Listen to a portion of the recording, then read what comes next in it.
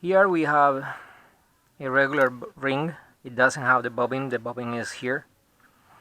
And it is important that you know that every time that you remove these, you have to be careful that you don't lose this spring. This spring is very easy to lose, and I will say for some reason you need to try to glue it. Actually no, I will send it to you glued, so you don't have to worry about losing it. Yep, I don't want you to lose it. But this spring is extremely important. The spring's job is to increase the amount of tension of the wire that is being wounded around the toroid. Okay, so I'm gonna mount it. It's pretty easy. Right here, you mount the first part of the tip right there. You bring it down either on each side, because there is a side that actually help you to do it. And the side that help you to do it, you can actually just turn around, and as you can see right there, it goes into the hole, but it barely goes into the hole. You have very little. It doesn't go above that. Worst case scenario, you can move it. For your records, this shaft is floating, okay, because it does have a silicone grommets in both sides. Have a piece of hose in between that actually works as a shock absorber, because every time that the machine goes through and is winding, it literally yank onto it, and it can actually destroy everything. A little bit of shock absorbing is extremely important in this aspect. Another thing that is important that you understand, the spring is the one that tells you how strong is the amount of tension on the wire. You look over here, there is a piece of rubber. That piece of rubber that is here, it is the one that actually makes sure that as you are rotating, the tension of the wire is constant. Okay, you send me a message and you say that you were in the 22 or 24 gauge. This is the wire that I have that is the closest to the thickness of what you're gonna be working, and I'm gonna be sending you this spool with enough wire so you can try it and you can test it. Okay, I'm going to be filling up this, and I am trying to explain how to charge it. Okay, as you can see right there, you should be able to see a hole. That hole is the one that I use to start to wind the wire. I try to go as far as I can, and then I start to rotate.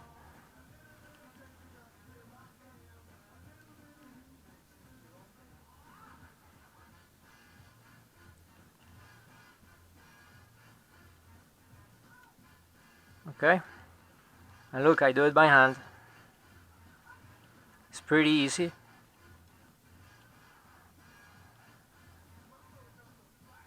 You know, and now the only thing that you need is a little bit of patience. You let it go a little bit, you let it go back, and you can actually take the wire and make it fit properly, you know. And this is the manual way to charge the bobbin. Okay, understand that you cannot put a drill onto the shaft. If you pull this out and put a drill into the shaft, you're gonna damage the shock absorbing silicone rubber that is inside. So please do not try to do it like that. I'm gonna go through the basics of this machine, which are pretty decent and pretty simple. I am using right here the wall battery. It's an used one. It's one of the oldest ones, but it provides the amount of power needed. I don't think that I'm gonna be putting a switch, because it's honestly not need a switch. The switch itself is right there. For as long as you provide power, this machine is gonna be okay. The machine comes with an extra, and this is a diode rectifier.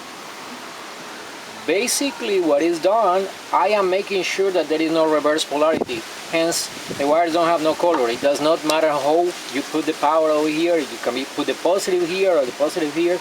The diode rectifier is gonna do the job. It's gonna change everything and make sure that everything works perfectly. The machine have these wires over here, and the wires are wire guides. Those wire guides are designed that when the machine is rotating, they will allow the wire to go exactly in the right and correct location. I'm gonna be connecting the machine.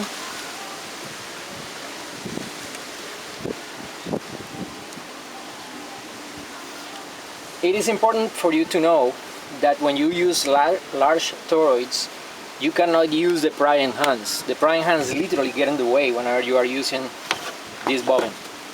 This bobbin is the one that breaks through the center line of what is too big and what is too small. Okay? There is a good reason why both hands are used at the same time. I use this edge of my hand. And you see how much control is available. Correct?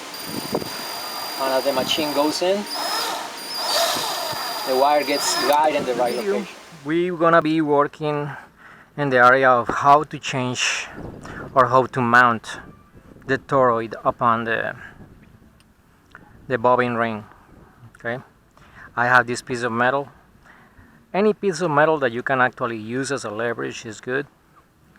And very much this will snap out of there if you just put pressure right there. Oh, wrong position.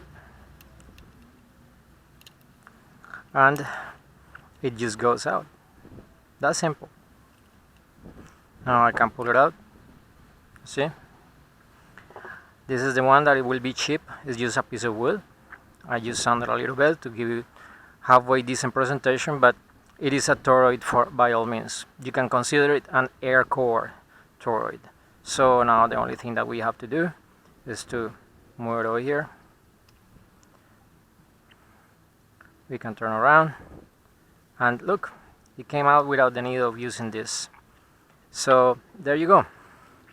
This is the way that this part of the job works. Okay, now we have 26 gauge mounted and charged on this bobbin. Now we're gonna take the machine. It is important for anybody that is gonna be using this machine. This guy goes up and goes down. To put it on over here, that is the way that it goes. But if I need to charge this machine, I want to put the bobbin ring onto it, I need to lift it, pull this guy out of the way. Okay, and then I am going to pass the bobbin ring through, bring it close to these two wheels right here, to this wheel and that wheel. I'm gonna put pressure right there, and then I'm gonna pull this guy. Okay, now I close it and this guy goes down. I mount and I make the mark where the spring is. There is a small spring drawn, and at the same time there is an arrow. This side is the guy that had the rubber. So one more time, we're gonna mount it. We're gonna mount this guy carefully. We just gonna turn around. Do you see it goes in between the two wires? Wires goes here. Yeah. And after that, I'm gonna grab the wire, the rubber, put it right there. I'm gonna make sure that it is meeting these two spools correctly. I pull out, and now the tension is in. I lift this guy, I close it, making sure that there is enough space for the wire to go by. Okay, now this guy can come down and is ready. Machine is ready. Now I am going to grab the wire, throw here. I'm gonna have enough slack, and I'm gonna start to go in.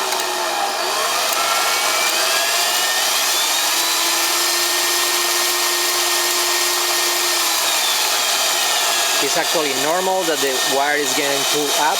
That is the reason, because I'm using two hands.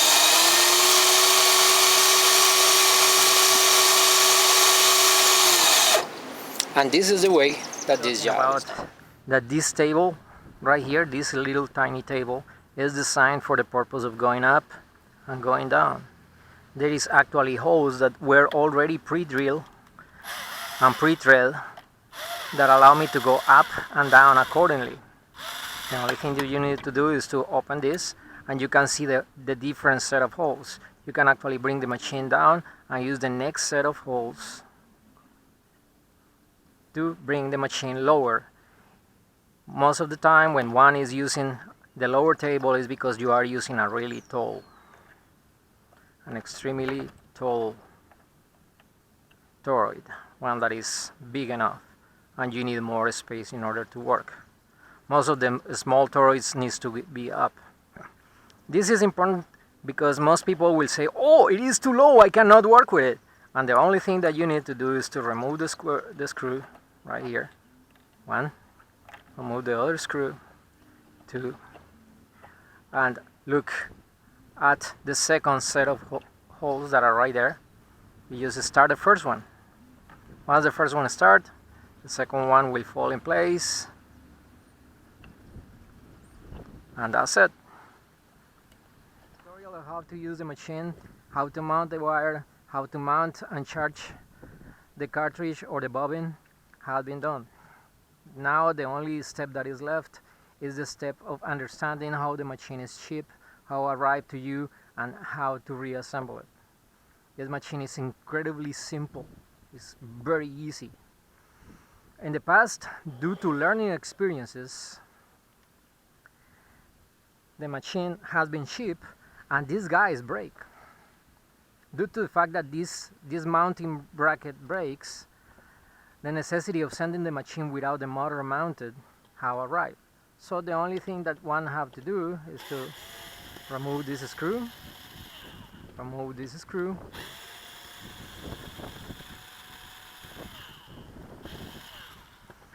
take the motor out. The motor has a plug,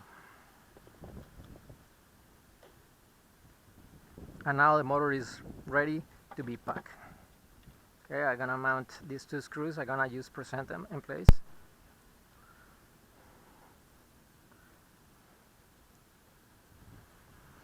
Second part of this job, one, take this, turn it upside down, and there is only one screw. One single screw is holding this thing together, and once this screw is loose, the gear head, as many companies may call it, comes out. And this is the way that this machine is shipped. I probably gonna remove the table, which is in this moment loose for the purpose of shipping. The only thing that I have to do is to pull this screw loose. Totally messed up this video.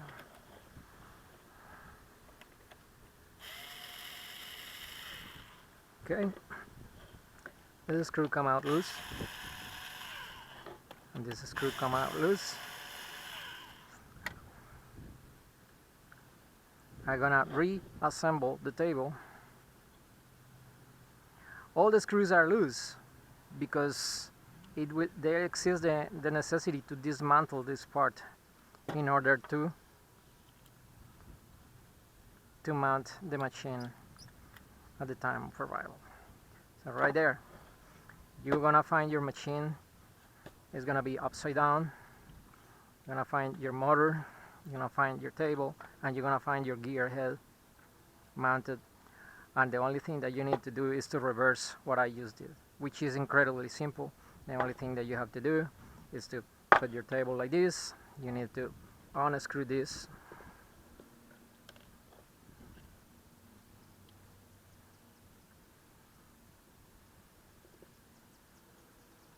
I advise that you use a hand screwdriver instead of using a drill if you don't have experience.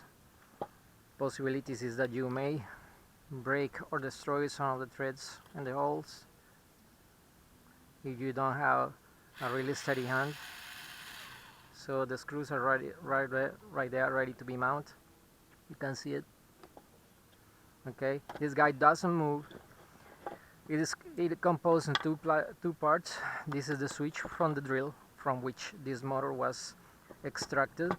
And right here you have the dial rectifier, which is something that I have give you as a freebie, something that I usually charge for $75 for. In the bottom we have the MOSFET, the one that is actually taking the punishment and mistreatment of working slow. But incredibly quick video for people that receive this machine on the mail. The machine comes disassembled, as you can see it right here. It comes in 4 parts: motor, table, gear head, which it doesn't have gears, but it is the head that make all the job possible. The only thing that you have to do first than anything is to mount your motor. The motor goes right here, and the only thing that you have to do is,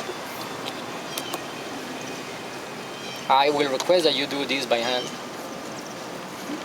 There is no necessity to put huge amounts of tension in the screws. The motor have a plug, it's called an XT60, and the only thing that you have to do is to plug it in. Right there, good to go. Number 2, take the gear head. Gear head is pretty easy to mount. You just mount it in place and carefully bring it down. You grab this, put the screw in. It is incredibly easy to assemble this machine. That's it. Now we take the table, you remove these 2 screws, and 2 screws. Table comes out apart. Now we take the table, the inclinated part of the table face this direction. You mount the screws. You can actually see the holes as they match right there. I usually go back until I feel that it jumps, and then I come down. Same thing over here. Probably have a turn back. That's it. It jumped. Bring it down. Then you can tighten a little bit, not too much. And then you can mount your table one more time.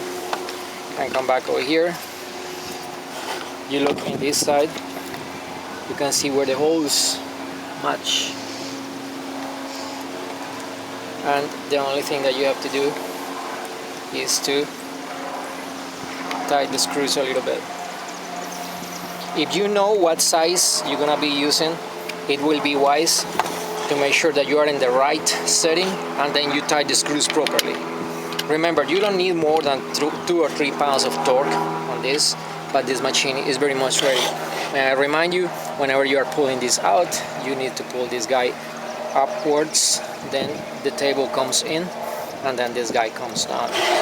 Also remember that you need to leave a space in between the 2 legs of the table for the wire to go through.